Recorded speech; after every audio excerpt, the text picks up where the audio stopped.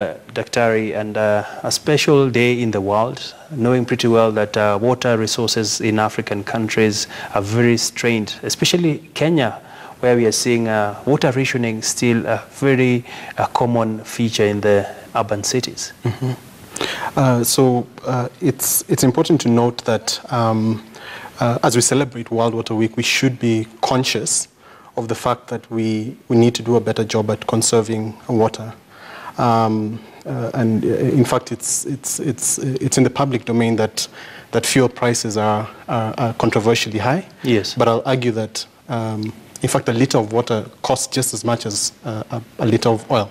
Correct. Or a liter of purified oil. But Kenyans don't do a good job at conserving water in the way they simply take their showers, in their practices around water use, from how they wash and how they consume water, especially in urban areas. There's a lot of water stress. Kenya is not necessarily a water scarce country, but we don't do a very good job at managing our water resources, leading to these challenges that we see. And lastly, the development of our country has far outpaced the rate at which we've developed our water resource and development of water distribution systems, especially in peri-urban areas, places like Kibera and other areas like that. All right. Therefore, we need to do a better job at managing our water resources. Totally agree. And Charles, of course, 41% of Kenyans rely on alternative water sources. And of course, this is also linked to the tree cover in the country, because if you look at the key water catchments, they have also been facing encroachment. We've also seen, as much as there's a ban on logging, the amount of trees that the country has lost is far much compared to our tree cover currently, with a tree cover of under 10%, with a projection of 15%. As East Africa Wildlife Society, what are your biggest fears? Thank you so much, Abby. And I want to begin by saying that Kenya is a water scarce country. And the sooner that reality sank in our minds, the better for us. Because we are talking about the fresh water that's available per capita. It is actually 600 cubic meter. And that is projected to go down in just 7 years. By 2025, we expect to have fresh water available per capita at 235. And who knows what will happen in the next 10 years, 20 years, and even going beyond. Yes. And I think we need to be serious as Kenyans and sit down and agree on the direction we are supposed to take. Because we talk about 3 important water sources, and one of them being surface water, coming from our rivers and our lakes. But we also have underground water, and we have rainwater. But all these sources are so much dependent on the forest ecosystems. And that is why the theme for this year, for the World Water Week, we are talking about water, ecosystems, and human development. And these 3 concepts are so much interdependent, because we know for sure, even before you talk about management of water resource, we need to think about where is this water coming from. And I like that point, water management resource. And I'm looking at organizations like IBM. What are some of the innovations that perhaps can be utilized towards improving water security? So I'll start with making a caveat that technology is not the magic bullet. It's an enabler. What we are doing at IBM is thinking about how we use technology to manage water across the entire value chain. And what I mean by that is we need to think about first how we use technology to manage the water cycle, and that is how the climate variables interact with our surface and groundwater resources, as my colleague said. Sure. Secondly, we need to think about how we use technology around the management of water assets, and this is the infrastructure that's built around delivering water to the end user. So here we're talking about, at a larger scale, dams.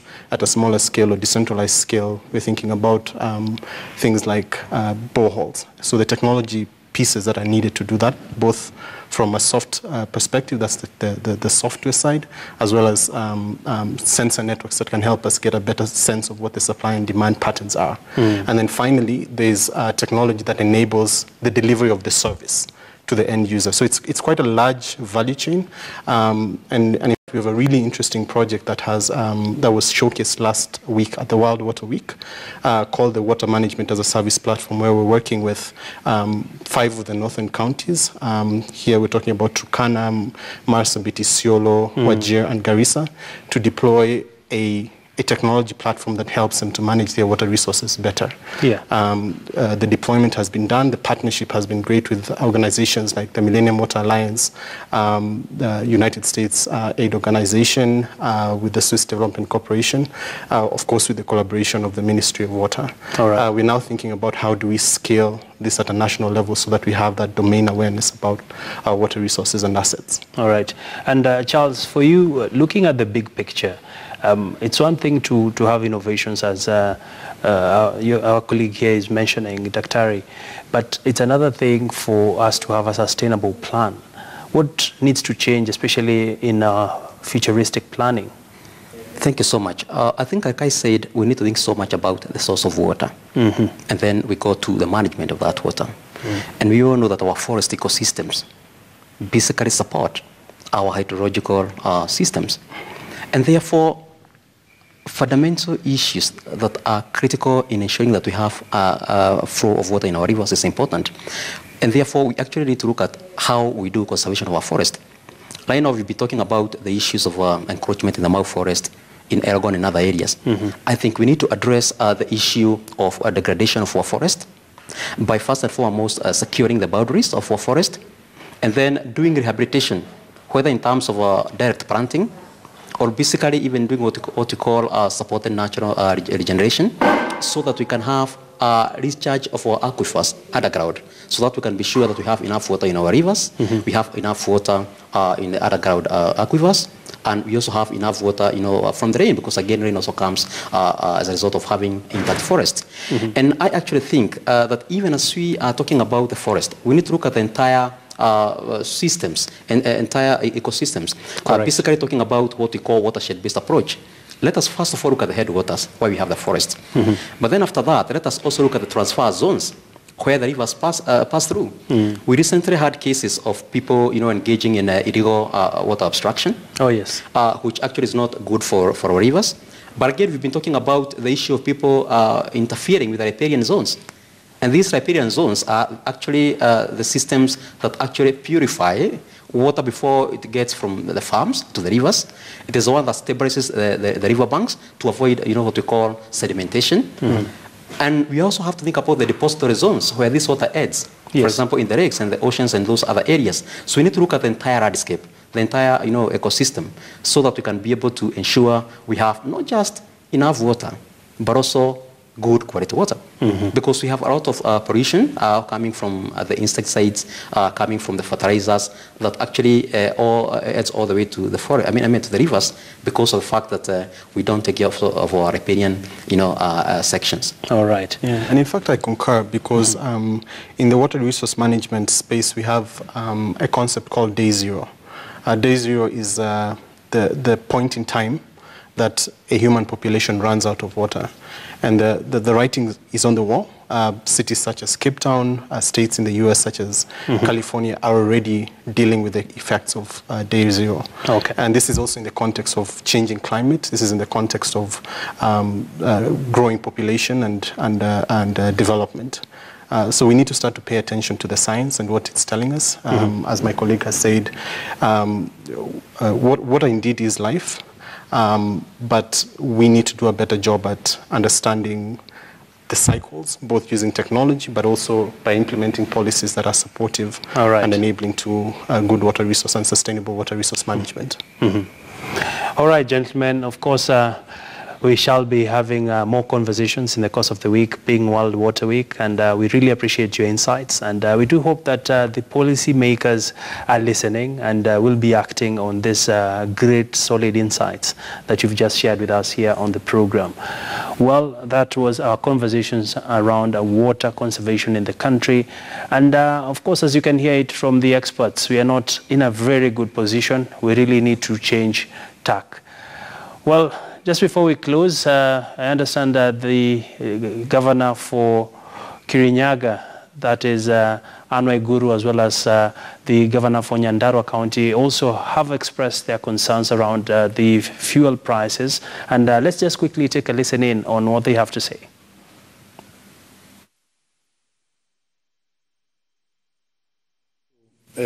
Met to also address fundamentally the issue of the fuel, the rising fuel tax.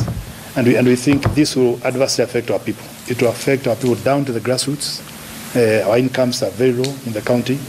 So we have had cries from our people pleading that we possibly plead with the national government and with His Excellency the President Uhuru Kenyatta, but that when he comes back, he reviews that tax is too high for our people, and it will affect our people very, very fundamentally in terms of their welfare. And we like that tax definitely to be reduced, to be addressed positively, so that we, as we say, we have discovered oil.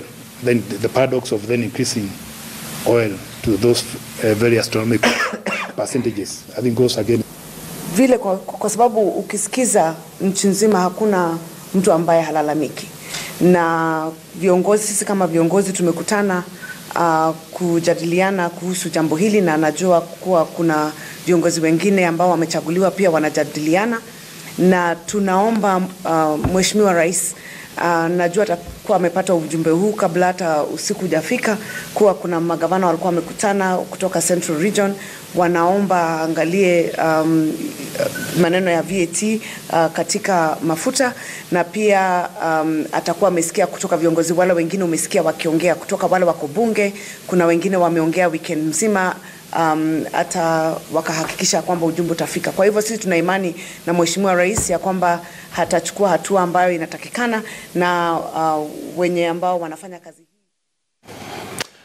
Well, that is the Kirinyaga Governor, Anne Waiguru, speaking there on the sidelines of a meeting that they had for governors from central Kenya, and they're actually raising their objections to the new tax on fuel. And that was our Twitter poll question today, where we're asking you, how do you plan to adjust your budget now that the fuel prices have gone up? Well, because of time, we might not be able to sample your tweets, but we really appreciate your feedback, and let's keep the conversation online. Well, my name is Abi Agina. Let's do this tomorrow, same time, same place. Have a lovely afternoon.